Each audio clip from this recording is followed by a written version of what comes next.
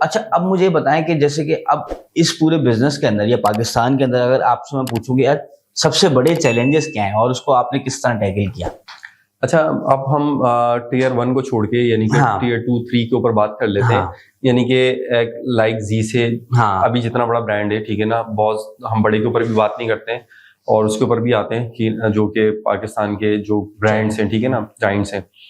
अब हमारे साइज के जब आप कंपनी बन जाते हैं, ठीक है ना, तो अल्हम्दुलिल्लाह जिस तरह हमारे पास 50 प्लस का स्टाफ है ना, तो इतनी बड़ी कंपनी जब आप बन जाते हैं, एक अच्छा आपका नंबर्स होता है, आपकी आउटलेट्स हैं या आपका ई कॉमर्स ही है, तो सबसे बड़ा इशू आता है आपको सप्लाई चेन का।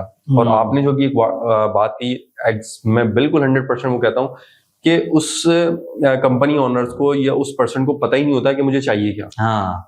तो वो challenge day by day challenge के अंदर फंसा हुआ होता है। ऑपरेशन नहीं चला पा रहा होता है, ऑपरेशन नहीं रन कर पा रहा होता, वो मसले, अब ये ऑर्डर्स, ये चीजें, ये मसले, ये कस्टमर, तो उसको नहीं पता चल रहा होता कि मैं कहाँ, उसको पता भी नहीं होता, वो फंसता चला जाता है। ऐसे ही है। उसके लिए मेरे हिसाब से सबसे पहले उसमें 2-3 चीजों में सबसे पहले फंसते हैं। एक आ जाती है आपकी कस्टमर सपोर्ट, ठीक है ना, दूसरा आपका आ जाता है सप्लाई चेन।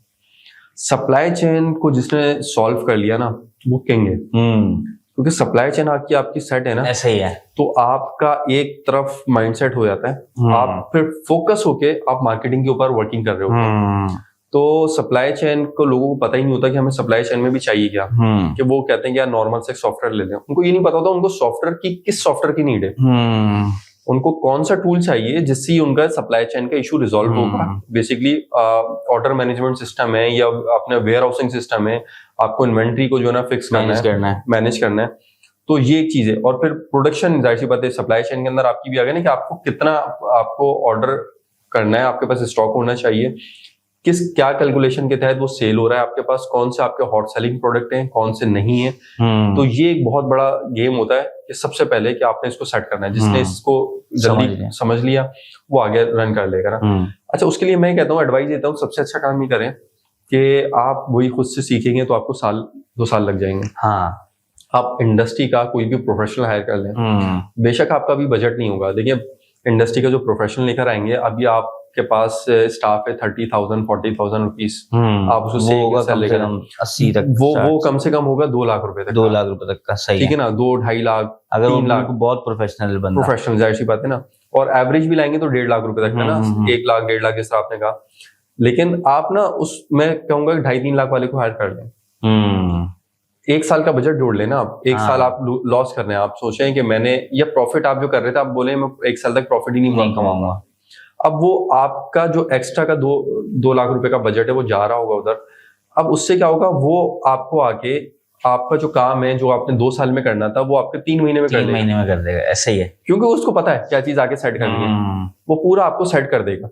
तो लोग ये नहीं करते, बोलते नहीं हम तो 35 वाले से ही ये काम करवा रहे हैं, सही है, ये क्या आके ये तो बैठेंगे और कुछ भी नहीं करेंगे ना। तो लोगों का माइंडसेट अभी है, उसके लिए आपको ना माइंडसेट अपना बड़ा करना पड़ता है, आपको प्रोफेशनल्स को लाना पड़ता है जो आपसे ज्यादा सीखे हुए लोग हैं। अब हमारे यहाँ पाकिस्तान की कंपनीज में होता है कि बीइंग अ ओनर या बीइंग अ फाउंडर अपने आप को सब कुछ समझते हैं कि भाई मैं सब कुछ हूँ, मुझे ये पता है और किसी को नहीं पता हो सकता। ऐसा नहीं है, ऐसे ही है।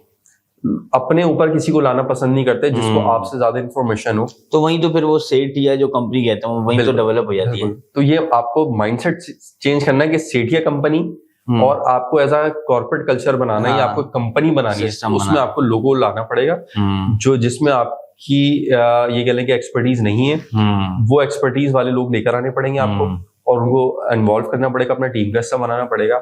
आप 6 साल के बजाय 1 साल में ग्रो कर जाएंगे। ऐसे ही।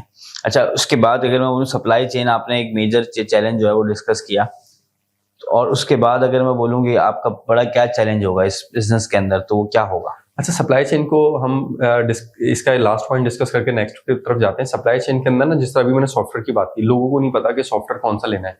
मार्केट में इतने सारे सॉफ्टवेयर आ रहे हैं, ठीक है ना, OMS भी है, ठीक है ना, WMS भी है, और भी डिफरेंट लॉजिस्टिक्स से भी रिलेटेड है, ठीक है ना। अब लोगों को उनको नहीं पता कि उनको क्या लेना है जिससे उनकी सारी प्रॉब्लम सॉल्व हो जाए। कंप्लीट ERPs भी हैं, ठीक है ना, ERP भी है। अब 1% ने उसने कंप्लीट ERP ले लिया, उसका काम ही नहीं है ERP का। ओडोस ने ले लिया, डायनेमिक ले लिया, सैप ले लिया। आपको जहां चैलेंज आ रहा है ना, उस चैलेंज को पहले ढूंढना है, आपका चैलेंज क्या है, या वो एक्सपर्ट जो लेकर आ रहे हैं वो खुद ही समझ जाएगा। उससे रिलेटेड आपको सॉफ्टवेयर लेना है, सही से, ठीक है ना। वो जब आएगा, जब देखें एक्सपर्ट आएगा और टूल आएगा तो काम बनेगा। खाली एक्सपर्ट आ गया, टूल नहीं आया, तब भी काम नहीं बनेगा। टूल ले लिया, एक्सपर्ट नहीं है, तब भी काम नहीं, तब भी काम नहीं बनेगा। तो सबसे राइट थिंग ये है कि मैं कहता हूँ कि वो सरवाइव ना करें सॉफ्टवेयर में लगा के, वो पहले अच्छी तरह देखें देख लें कौन सा उन्होंने जो है ना टूल को लेना है और कौन सा राइट टूल है जो उनके बिजनेस को स्मूथली जो है वो रन कर सकता है उनका बिजनेस, और बिना किसी हडल के, कि वो यानी कि उनके पास पेपरलेस वर्किंग होनी चाहिए, ऑटोमेट होना चाहिए बिजनेस ना, सारी ये सिस्टम पे ना के डिपेंडेंट हो किसी पर्सन के ऊपर। ऐसा ही है।